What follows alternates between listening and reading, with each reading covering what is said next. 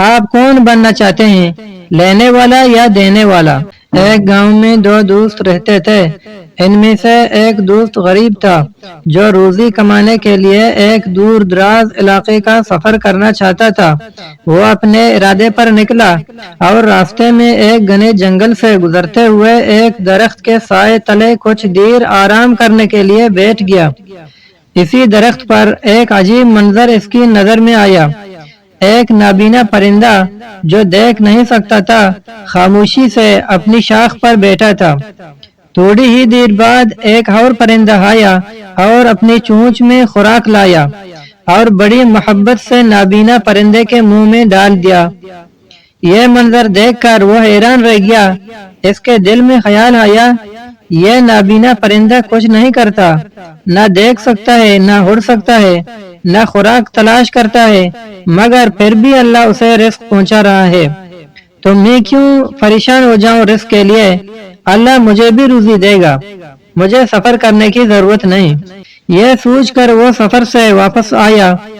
جب وہ گھر پہنچا تو اس کے دوست نے حیرت سے پوچھا، ارے تم تو کمائی کے لیے نکلے تھے، واپس کیسے آ گئے؟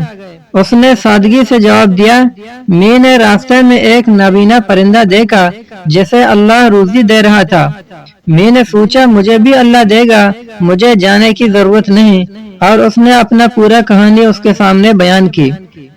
یہ سن کر اس کا دوست مسکرایا، پھر گہری بات کہی، دوست تم نے وہ پرندہ تو دیکھا جو نابینا تھا، مگر تم نے یہ کیوں نہیں سوچا کہ دوسرا پرندہ کون تھا، وہ جو خود کماتا ہے اور دوسروں کو بھی کھلاتا ہے؟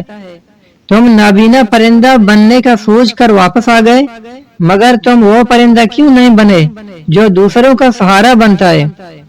اس واقعہ سے ہمیں ایک اہم سبق ملا، اللہ پر توکل کریں مگر عمل کو مت چھوڑیں۔ دنیا میں کچھ لوگ مدد کے محتاج ہوتے ہیں اور کچھ وہ ہوتے ہیں جو مدد فراہم کرتے ہیں۔ آپ کون بننا چاہتے ہیں، لینے والا یا دینے والا؟ ایک حدیث میں ہے، ایک صحابی نے نبی کریم صلی اللہ علیہ وسلم سے پوچھا کہ اے اللہ کے رسول، میں اپنے اونٹ کو باندھ کر اللہ پر توکل کروں یا اس کو چھوڑ دوں پھر اللہ پر توکل کروں؟ نبی کریم صلی اللہ علیہ وسلم نے ارشاد فرمایا، ایسا نہ کرو بلکہ پہلے اونٹ کو باندھو اور پھر اللہ تعالیٰ پر توکل کرو۔